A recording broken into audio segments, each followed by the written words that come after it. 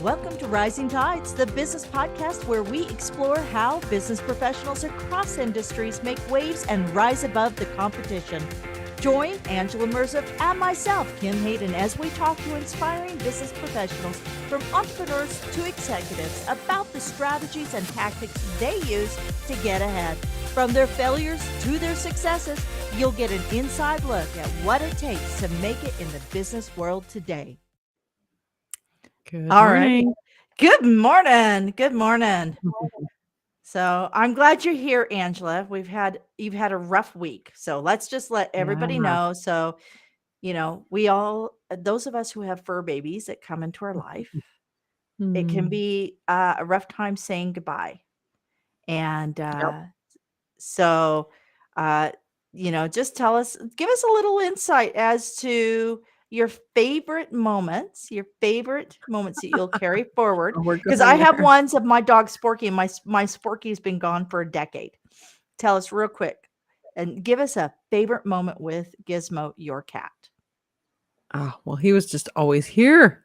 He was always in this corner on the couch here with me. You can't, he's clipped out. He would have been clipped out here on the video, but he was always with me. He was one of those cats who was just so friendly and wanted to be friends with everybody. He like forced his friendship on other cats when we had another cat.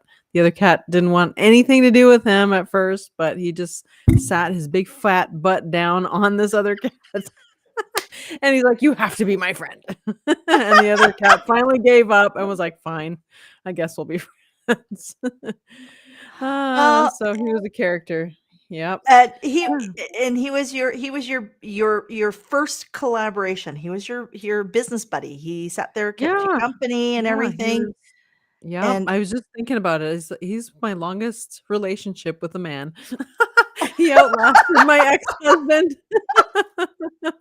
that's good. That's good. Yeah. Well, Yeah. we talk a lot about collaboration and a lot about like community building and understanding your brand, understanding there's so many components into being a solopreneur, an entrepreneur, a small business owner.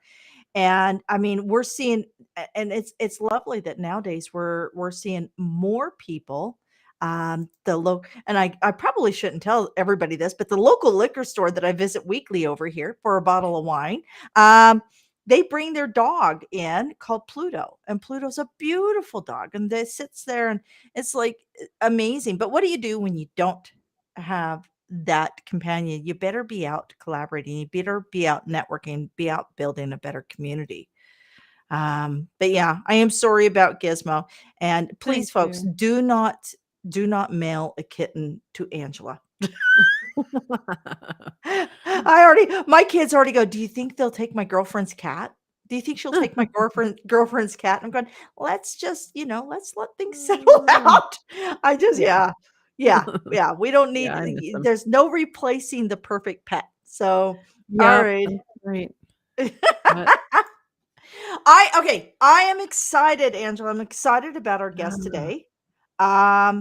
Because not often do you see somebody leave what idealize as the perfect industry, the ideal to be a doctor or a lawyer or, some spacefaring scientific brain. These people, we all look at our children and go, I want you to grow up and be a doctor.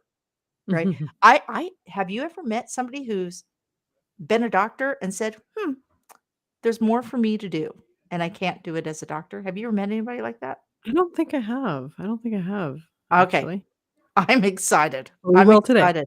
We will today. So Dr. Mhm. Shahab Anari is an ICF accredited coach trainer and a personal brand expert. He helps experts build their personal brand, grow their business, and make more impact. Over the course of his 25-year career, he has achieved many accolades, including the top 25 Canadian Immigrant Award and Guinness World Record holder.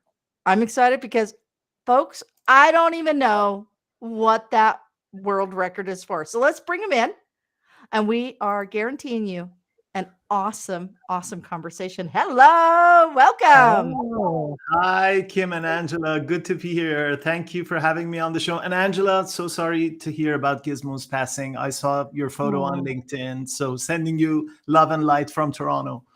oh, thank you so much. That's so sweet. Thanks for being on our show, Dr. Shahab. Of course. First of all, let's get this out of the way. What was the Guinness World Record for? You gotta tell us. That's always a So good curious. conversation starter, the Guinness World Record. So it all goes back to COVID. So as all of us remember, the COVID lockdowns. It was this one day. My wife and I were driving along Yonge Street. Yonge Street is one of the main streets in Toronto. For those of your audience who don't know Toronto, Yonge Street is the longest street in the world. So we were driving along Yonge Street, and it was empty. Nobody was there. All the shops were closed, and we can all remember those lockdown days. Uh, in my company, my wife takes care of the publishing department. We have a publishing department where we help our clients write, publish, and market their books. And we looked at each other. My wife said, "Everything is closed. The streets are empty. This is a sad situation. Let's see what we can do about it. Let's publish a book about kindness during COVID." And it was an interesting idea. I was very excited because I thought, okay, this is sad. People are being hit. People are sadly dying. People are being hit financially, personally, professionally. Let's do something positive around this. And her idea was to put together a book about stories of kindness and compassion during COVID. And it all started there. And we invited people from all over the world. 184 people participated in this program. And we decided, okay, if we have 184 people, let's go for a world record. So we contacted the Guinness World Record team and we put up a project around this. And eventually we broke the world record for the highest number of authors signing their book simultaneously online in September during the COVID year. It was 2021, I think. And now we're the world Guinness World Record holder for a multi-author book of that size. Oh, that's so fun. What a That great way is to flip the amazing. script on that, that hard time. That's so cool. That Good idea. 184 authors. So I mean, I've been part of a couple of multi-author books, and folks, if you have something to say and you're providing a service or a small business, or you've worked for decades in a great career, but you're ready to kind of plant your flag as an independent, a small book is or a multi-author book is such a great way to get your message out because it creates a community right there. I love how everything you're doing is around community. I've Yes. noticed Mhm. There's a walking the theme there. street, getting stories of kindness, creating a community of authors within a time where many people were feeling very separated, right? That Yeah. is awesome. Um, you also have the 25 top Canadian immigrants. Walk me through how did you get that award? Because there's actually more Canadians than 25. I know a lot of Americans probably go, aren't there only 25 people living in igloos? No, actually, there's what, 33 million of us? And you That's got, right. I yeah, think we're getting close to 40 million in a few years, given yeah. the number of immigrants coming into this country every year. So there's this award program that is run by the Canadian Immigrant Magazine. It's a national award program, which is actually a public voted system. So the public vote for the award winners. And it has been going on for, I would say, 15, 16 years now. And usually the big banks are the major sponsors of these programs. So it's a public program. In 2019, I was nominated to enter the award program, and it was 2 rounds of selection by the public. The first round was getting to the top 75. Canadian immigrants and then getting to the top 25. And thankfully, I'm really grateful that I was chosen as one of the top 25 Canadian immigrants in 2019.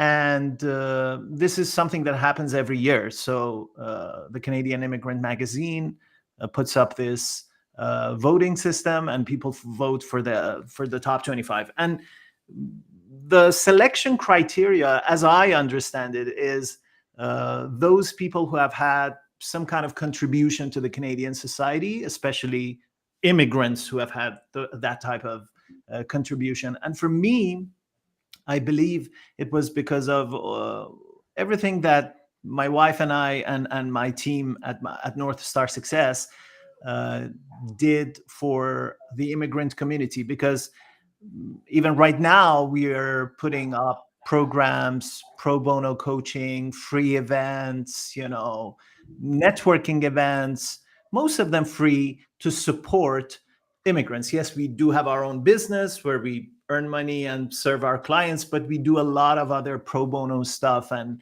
community service to bring immigrants together, help them through the transition period, create a community of like-minded people for them so that they can uh, feel that they belong and they can thrive in their new country. Oh, that's amazing. Yeah, my parents are immigrants. They immigrated from Egypt actually to Canada.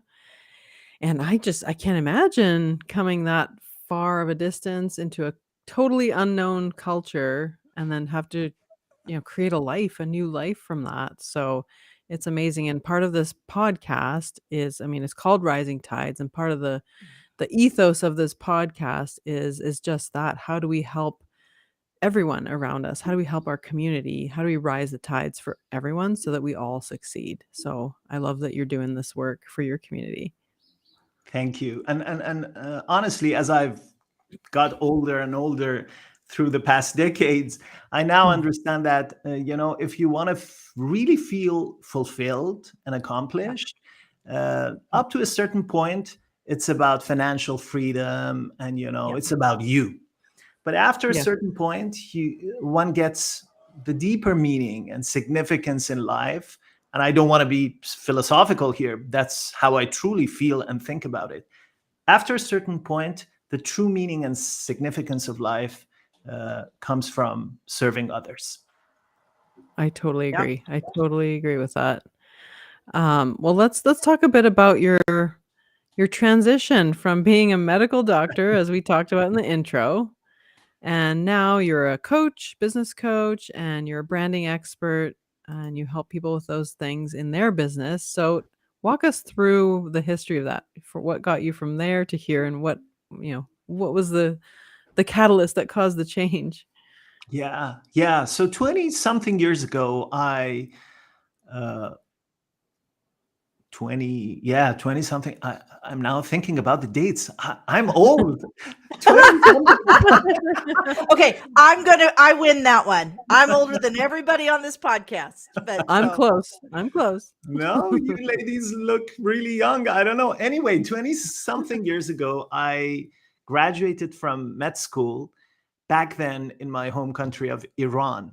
So I was a medical doctor, but even through medical school, I realized that I was not passionate about it. I was a good student. I had good grades going through university, and I finished the med school, but I really didn't feel that fire, that ambition, that passion to pursue my career as a medical doctor and go for a specialization and so on and so forth. It was not that medicine is like boring. No, medicine is not a good career trajectory. No, medicine is very important. We all need medical doctors. My sister is a doctor, my brother is a doctor, but it was not meant for me. I didn't find passion and ambition in that career path. So I started, drilling down into myself, doing some self reflection, trying stuff out. And I started teaching high school students as a medical student. So I started going to high schools and teach high school students, and I really found it rewarding. Mm. I taught high school students, and I felt that connection, and I saw them improving in whatever areas that I was teaching them in, and I was making money. So everything came together, and I realized probably my passion lays somewhere else, and my true genius lies in areas where I can be a trainer or a coach or a consultant. And those were the early signs for me to realize that medicine is not meant for me. I need to divert my path into training and coaching. And this didn't happen in an instant. It was not an overnight decision. It took me years and years, especially going through the med school, to get crystal clear about the fact that I don't want to pursue medicine. So it took me a few years. I eventually graduated from med school, but then I dedicated myself fully to the training and coaching and consulting industry. Hmm. Would you say Interesting. that you're the black sheep of your family now with all those doctors? I I Hmm. certainly I certainly feel different. I wouldn't use the black sheep metaphor because it has some negative connotation. I have never had I never received that kind of negative feeling from anybody, even my parents. They didn't, encourage me to quit medicine. They didn't encourage me to quit medicine, but they were not particularly unpleasant when Yeah. I announced that, I want to quit medicine and go into training. So they kind of supported me, and I didn't get that negative vibe, but I do feel different because Yeah. whenever I talk about the fact that I quit medicine and I'm now a trainer slash coach, a lot of people go, is he crazy? Has he lost his mind? A lot of people would kill to go to med school and become medical doctors. But again, we only live this life once. We Exactly. don't want to be miserable. And if we Exactly. don't like something, then we need to consider alternatives. I would Yeah. think that the mindset that it takes to get through medical school, that the application of consistency, that thoroughness, the diving in, has actually really lent to building a business that, in all truth, a lot of coaches, and I'm not a coach, I provide services for people and I do mentorship or work with them. I will help them, I will model stuff, but coaching requires a lot of like diligency in it to ensure that people don't fall through the cracks. Do you think that your medical experience actually has helped you excel in this space? I'm really happy that you asked that question. Nobody has ever asked that question from me in my interviews before. And that's so true, what you just said. Yeah. The character that you develop, the willpower Mhm. that you develop, the consistency that you develop when you go through any type of long term endeavor, including med school, but any other type of long term project, builds in you something that you can then carry with you into any other venture that you want to enter. So totally, I completely agree with the fact that even though I eventually decided to quit medicine, the character that I built through those years has helped me build my coaching and training business. And that's brand for you, because I know we're both on team branding, and we build brands for people, and that's what I tell clients, and you probably work with them, tell them the same thing. But clients will start their own thing like you did, and everyone comes from some kind of background. It's all unique, right? Our experiences are unique to us, our background is unique to us, our everything is unique to us, our personalities. And they kind of go, well, I don't know how to stand out. And it's like, well, your story is completely unique, and everything you bring to the table, it's a different mix than the next person who's doing the same thing as you, right? So you're going to attract a totally different audience than I'm going to attract, and there's somebody for everybody. Just like my folks are Greek, and so there's a saying in Greek, it's like there's a lid for every pot, right? It's kind of like that idea. The I love that analogy, Yeah. and it's so true. And when we depend on our own lived experience and our own life story, then we can count on our uniqueness and we can differentiate ourselves from the rest. Yeah, absolutely. So on that same thread, what do you feel? And we ask all of our guests on the show here, because I'm a branding expert, so I love to know, like, what is the essence of your brand, and what's the thing that makes you stand out in your industry? What do you feel that that is?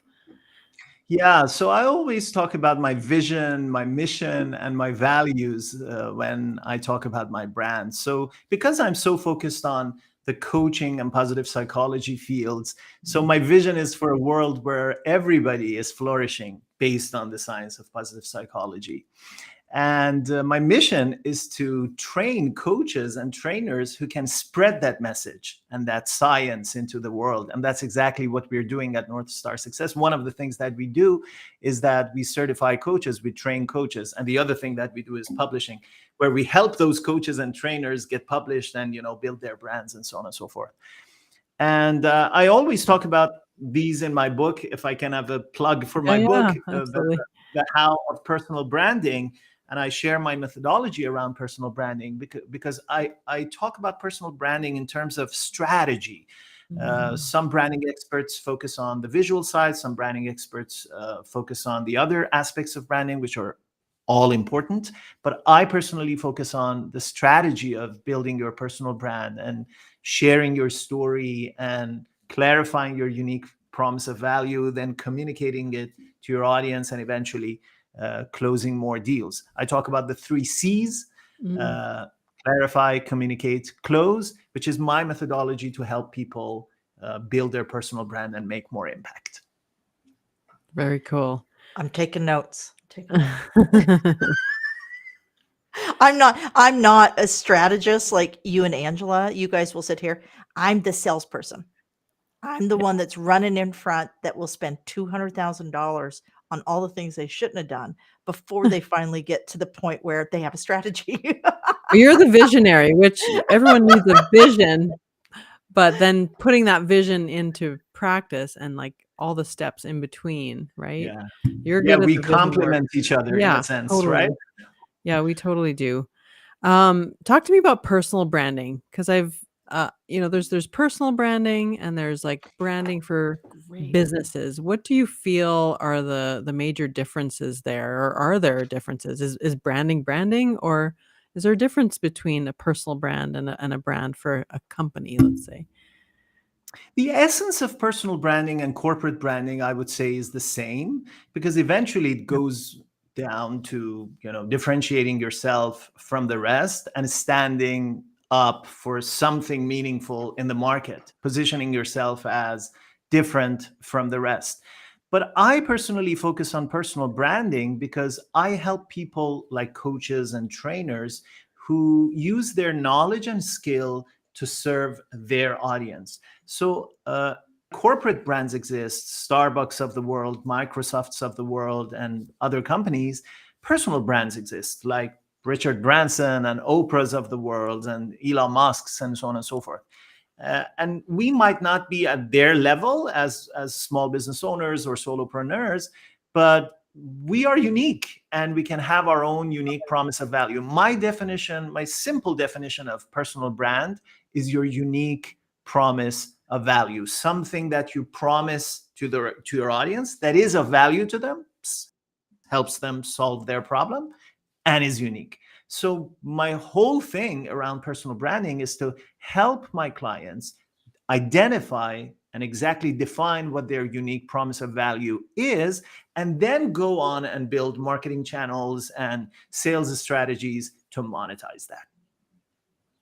Yeah, yeah, absolutely. That's the most important thing. How are you going to stand out from people doing the same thing as you, right? And I I feel like it's hard for us to find that on our own. It's like, if I can use an analogy from the medical system, it's like doing eye surgery on yourself is kind of how I talk about it. So Mm. you kind of need that outside perspective to come in and help you pull that out, which is probably what you do for clients, because I don't know how your clients feel before they start working with you, but a lot of my clients feel like they don't even know how to communicate how they're different, you know?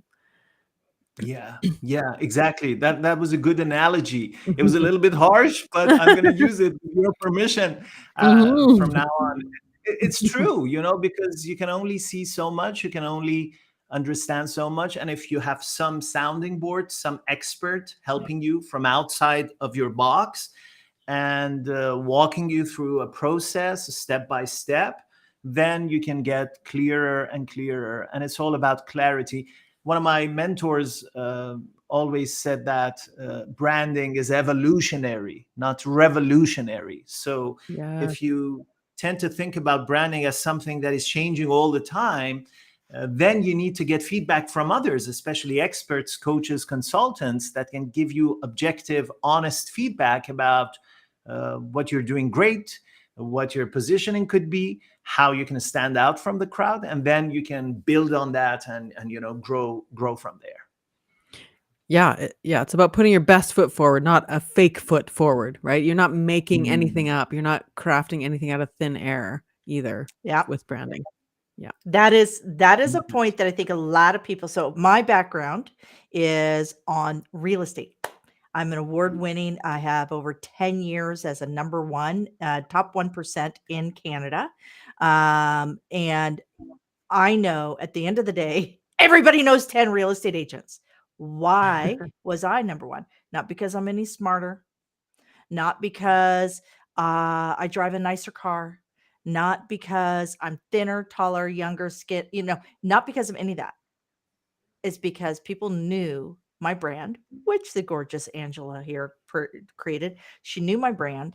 My brand reflected my core values, and people knew to know, like, and trust me. And that is how I came to. So you guys are coming from the side of like the very linear side, but I come from it from a more of almost a consumer on the street side, right?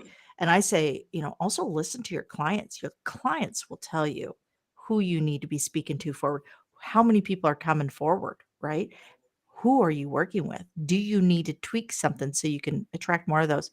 In real estate, we know our stats on farming. We know our stats cold on farming. I know that if I put a lead gen funnel in place on cold leads, I will close as a top performer 1.2%. However, on warm leads, these are people who know your brand, I will close between 5 and 7% of those. And then on referral, my number goes to 50%. So let me tell you, what cycle do you want to be in? All right. Yeah. That's my question. Where do you want to spend your time and money? Spend the money in the beginning, know where you're going so you have a roadmap so you can spend less money getting those successes. And consistency, right? Because you have a story about then changing your brand on the recommendation Oh, of a what do you call that? yeah. The Yeah. more She was a broker, she was right? I had somebody call and question. They were trying, I didn't realize at the time they were trying to sell me something. And basically they questioned the validity of my brand or the professionalism of my brand. And I started thinking, it's like, well, I've been in the business 10 years. Do I need to change this up? I changed my brand and I actually cut my business in half in the first. Yeah, Wow. it was brutal. And when I say in half, folks, we're talking this was a $250,000 mistake. Yeah. So, Yep. yeah. And then I went back real fast when I realized, okay, after 12 months, I've given it due time. So, yeah, crazy. But yeah, brand is critical and it has to align. It has to align. And it's okay if it's quirky or weird. If you're quirky or weird like me, I'm totally cool with this. My mother grew up, Kimberly Joe, you're so unique. And just so you know, unique was like, A yeah, backhanded compliment. yeah. Is that what that And is? yep. And And and and and I always tell my clients, what makes you unique makes you successful. Sometimes Awesome. sometimes we run away from our uniqueness, from our quirkiness, but Yes. exactly that can make you successful. Just like your lived experience as an analogy, something that is unique about you, you have to capitalize on that. if it's quirkiness, if it's the hat that you wear, if it's your background as a medical doctor, whatever that is that makes you unique, you have to build on that.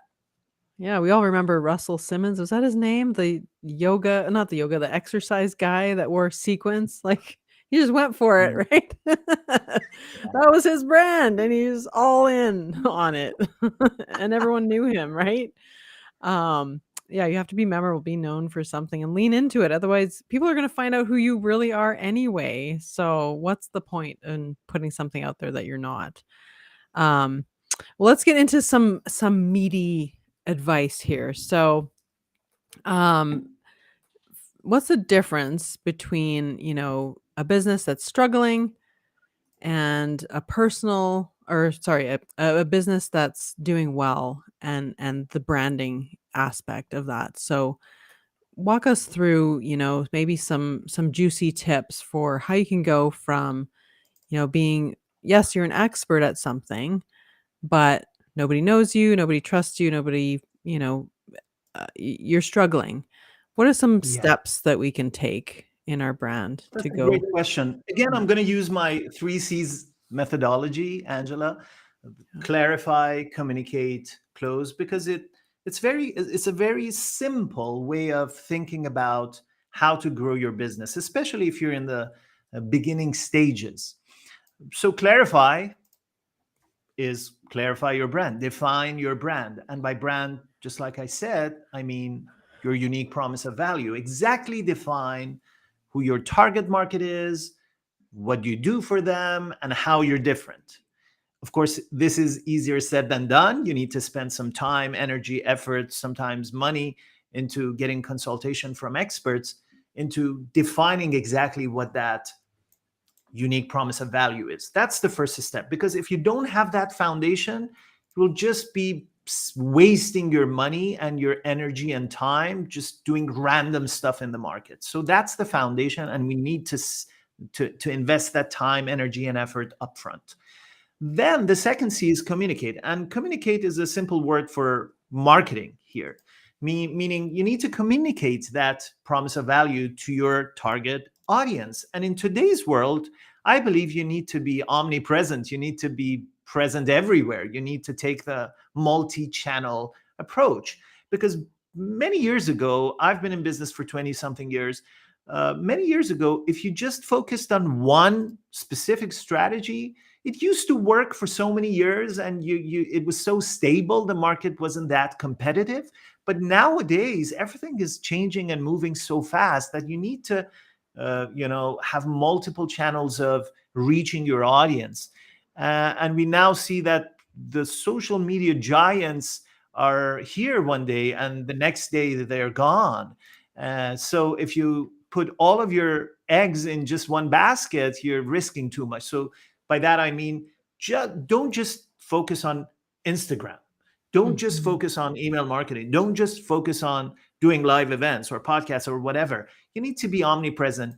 And at the beginning, it's difficult because most people, when they begin, they are solopreneurs and they are doing everything themselves. But even if you start with one channel, try to expand to other channels. And the sooner you can hire people to do those types of work for you and build a team. And that's the second part, communicate. And the third part is the third C, which is close. And by close, I mean obviously sales.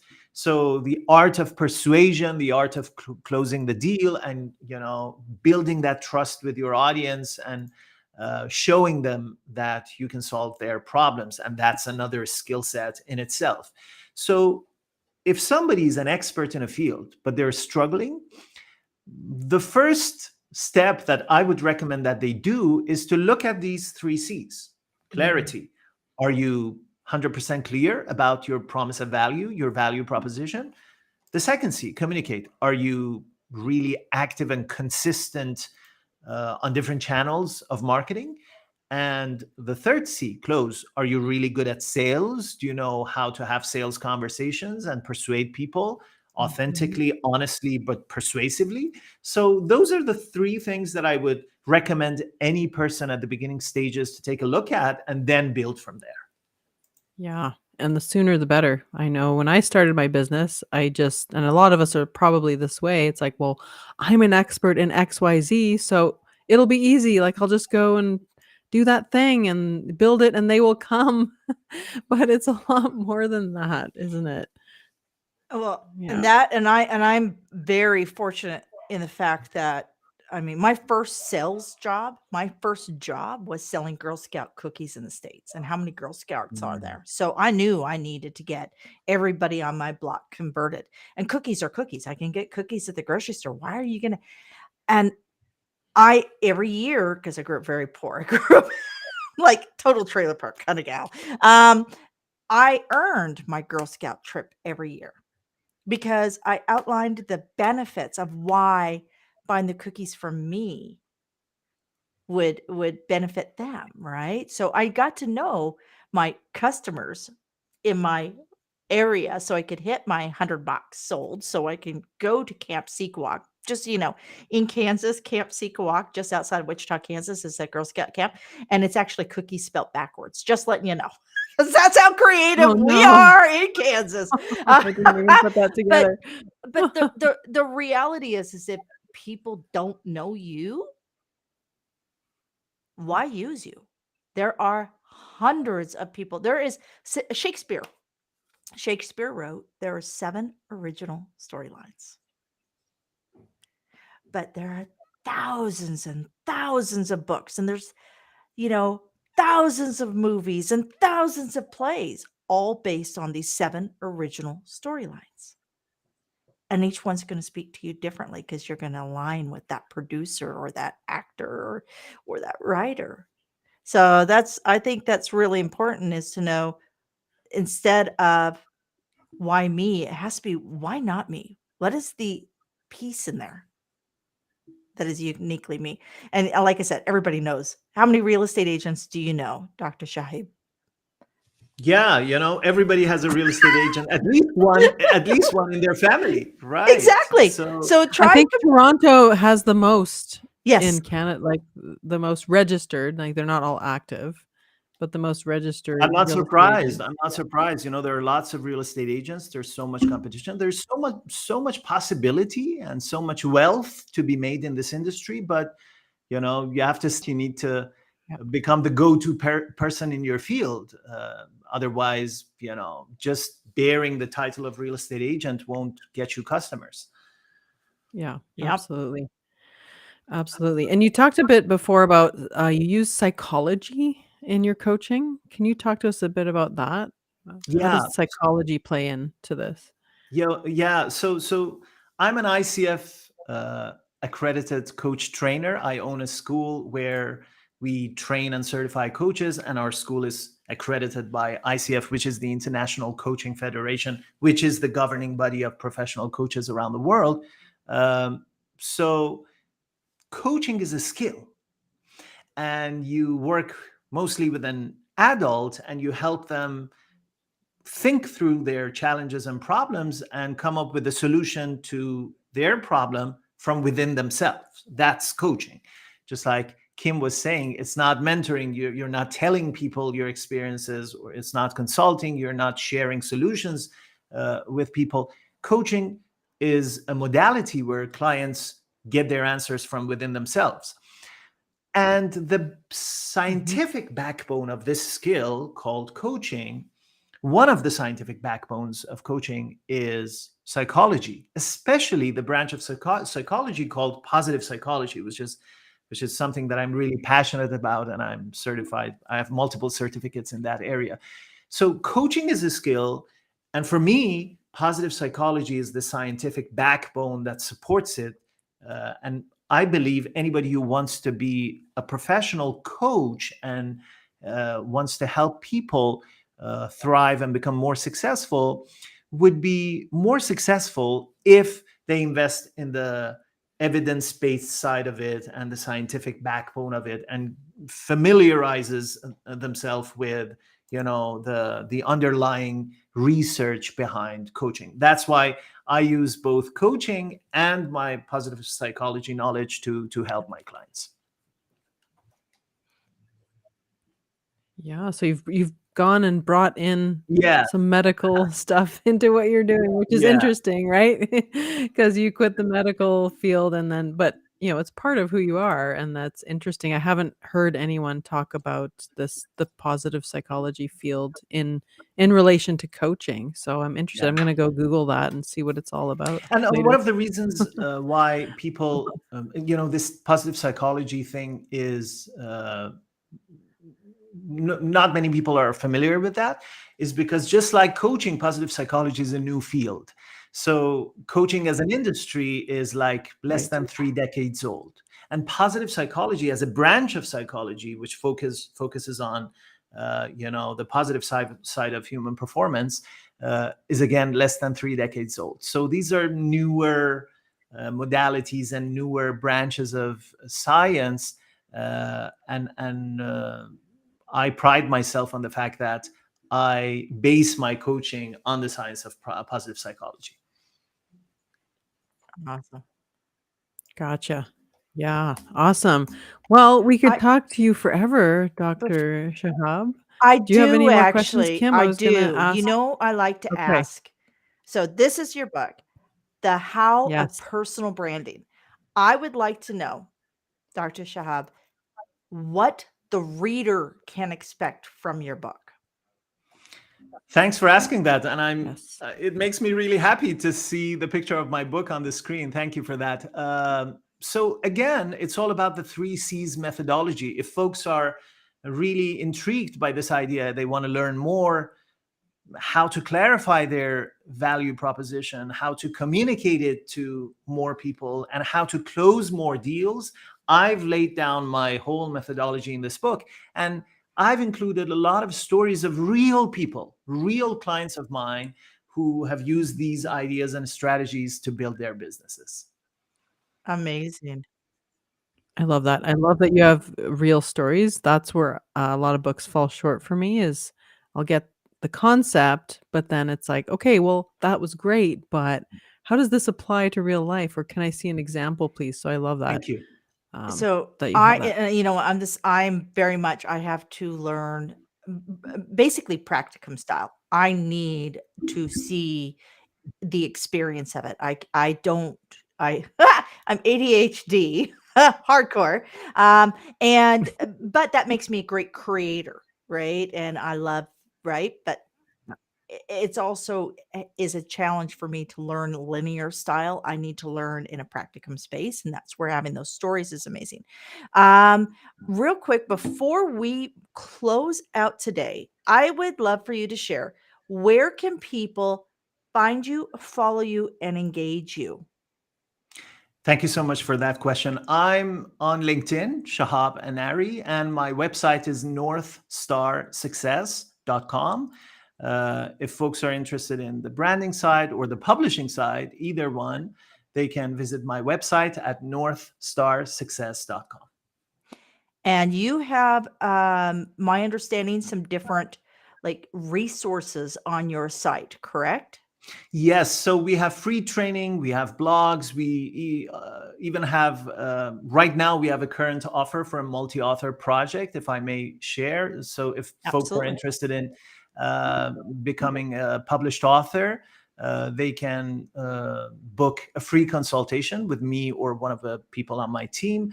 And even if they are not 100% sure if they want to write or publish a book, at least they can get started. We can provide some good information uh, for free. So they can book a free call with me or one of the people on my team if they're interested in the publishing side. Excellent. Excellent. I've tried to Perfect. bug Angela to get published. I've been published twice, and she's like, "But what would I talk about?" It's like, what You does have a what? wealth of knowledge to Yeah. share, Yeah, I have to Angela. there's too many Yeah. So there's too many things running through my head. Maybe I'm ADHD too. I have to let's real organize quick. my Let's thoughts a close bit this better. out. Yeah. Why, Yeah. aside from the fact that less than what 6% of North American adults are published authors? By the way, I like to be in the top percent of my industry. Why or how does somebody get past the, "Oh, I only do this, I wouldn't know what to write about"? How do So you help them? Yeah, so there are mainly two hurdles for people that stop them in their tracks of becoming a published author. One is they think they're not ready enough. They're not worthy enough. They're not good enough. They don't have an important message to share, or they're not a billionaire yet. They don't have 10 PhDs. That kind of mental game stops them from publishing their book. And the quick cure for that is you have a message to share, and there are some people who mainly represent your past who are dying to find a solution to their problem. And you've lived that experience, and you've been there, and you've done that, and your message can help them. So you don't have to be a billionaire. You don't have to have 10 PhDs. You just have to be a few steps further ahead from your audience to be able to help them. So that's one thing, the mental game. And the second thing that stops them is, how do I get started? Where do I start? I have all these ideas and all these stories and all these things that I want to share. Where do I start? And that's where we come in. So actually, my wife comes in. My wife and her team comes in, and they help clients, get clear on their message, and they give the author a step-by-step framework, and they hold their hand and help them along the way so that eventually they write and publish their book. If you remember the movie Catch Me If You Can, who Yes. Leonardo DiCaprio played the lead role in that, that's exactly how that was a real life scenario that he played out. It's exactly when they interviewed him and they caught him, how he got away with everything is he just had to stay one chapter ahead Yes. of everybody. He faked being a doctor, like a surgeon, I believe. Do you things, and- concur? Do you concur? I love that movie. That's exactly that's an example of the idea that I shared. It might be a negative example, the Catch Me If You Can movie. Well, that's what I was going to say. He was a total fraud, and these folks are not. They're actually legitimate experts. So why do we have this idea about ourselves that, Exactly. we don't have anything to share? Yeah. And once you get published and share your message, you will hear from people who have read your book and their lives have changed. And this is the most beautiful thing in the world. Yep. A lot of good things happen after a good mindset shift. That's all I'll say. True. So true. We'll leave on that note. Shift your mindset, shift your life. All right, All folks. right. Dr. Shahab, do you believe that your time was well served today? It was a pleasure to be on your show. I really loved our conversation and your energy. So grateful. Excellent. And you know what, everybody out there, I hope that you feel that your time was well served. I know my time was. How about you, Angela? Excellent as always. But yes, it was so great to have you on the show. Thank you for coming. Folks. Until next time, be sure to stick around for this awesome outro. This show is sponsored by Be Bold Branding. Kick that yawn-inducing mission statement to the curb. Visit BeBoldBranding.ca and grab your Bold Manifesto workbook to create a bold message that connects. Thank you for joining us here at Rising Tides, your business podcast. Be sure to like, subscribe, comment, and share, and you can follow